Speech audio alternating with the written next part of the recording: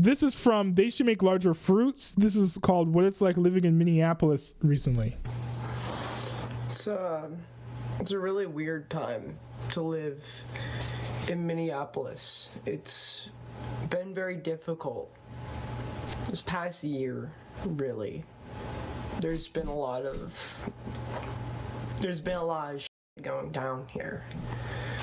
Most recently, the ICE agent killed a woman in broad daylight. But just a few months ago, we had the school shooting. It was only a few years ago still that we had the George Floyd killing. And it's hard. The city is beautiful, and the people in it are my favorite people in the world. I would not be here, and I would not be the same were it not for all of my friends, my entire community, everyone around me that has made such a beautiful city exist. I'm so in debt to the whole city around me and how much love and what a home I've been given. I've never felt like anything was home, really, until past few years, really. I mean, I've lived in Minneapolis for a while, but it's felt like... I do wish I knew more about what Minneapolis is like other than like a place where tragedies happen. The place I'm going to live. And this will be my home. This is my point of origin.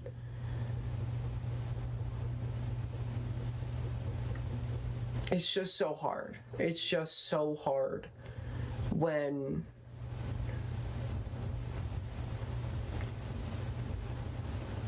horrific things happen. Just evil things occur. Yeah, I guess it could be feel really weird when like breaking news, especially like national stories, happen where you live. You know, it's got to be like, huh. I mean, it doesn't happen to me often, but like when it does, it's like, wow. You know, like, I don't know. And I just have to keep going on because this is my home. This is the place where I'm living. I'm going to live here, and it just sucks. It's just bad things happen all the time here, and it's so close. It hits so close.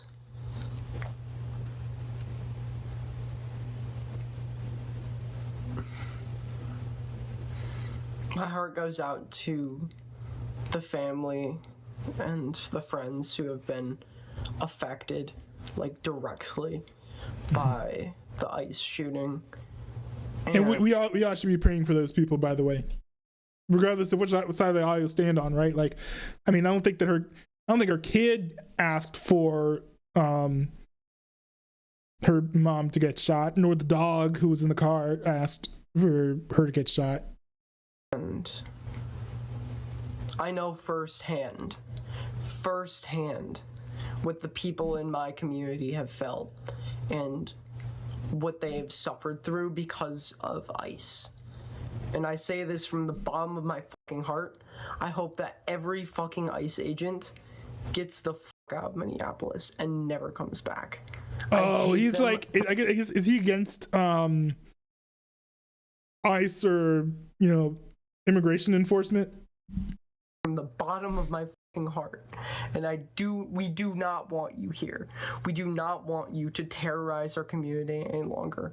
It's fucking evil. And if you can justify that within yourself, if you can justify that for other people, I don't want to talk to you. I don't want to live in the same community as you. I do not. Wait, so what he's saying now is like, if you support the enforcement of immigration laws, then, you know, that's someone that they just don't want to, just going to completely ostracize themselves from you. Like, this mindset is very common for people on the left, especially the tolerance. You could tell how tolerant they are by all the people that they don't tolerate. But this is like a reality that I think people on the right need to face, where it's like, you know, there are people who want you eradicated from their society, if not the earth, for disagreeing with you politically because they've moralized their positions, right? So I think that the best way to look at American political systems, and when you're entrenching yourself in your beliefs and positions, is that like this is the best way for the government to perform its duties. But there's some people who look at things and they're like, this is moral and right and just. A lot of times they intersect, but not always. And sometimes you could have multiple moral and just ways to go about things. Some of them might be the best, some of them might not be the best ways to go about things. So, but then of course you also have people who are like, oh, well, if you disagree with me, you should just be eradicated from my community or society, which is like very hostile, very intolerant. But it's common, especially on the progressive left, and I think it's something that it would do the right wing community a great service to be objective and clear-headed about. Think that is right to treat people the way that ICE has been treating people. I think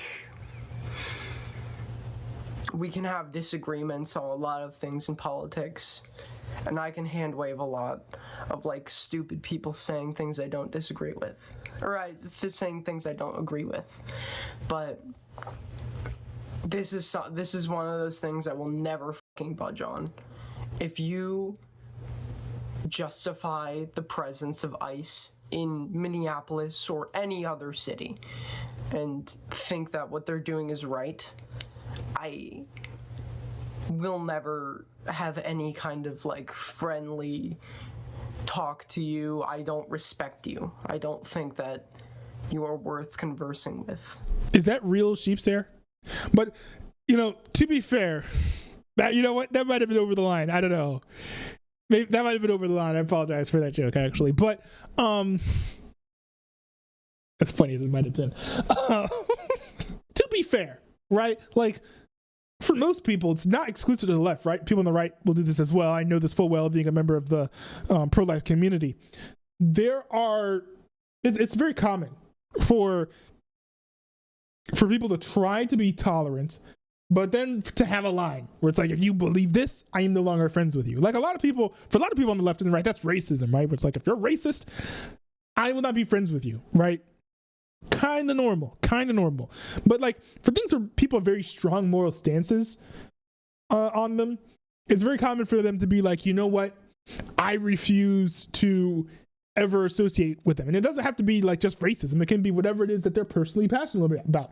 For a lot of people, because they've been told that ICE is like the modern day Gestapo or whatever, for them, they feel very strongly about opposing Nazism, and rightfully so. So they will be like, if you support ICE in any way, you will no longer be a friend of mine.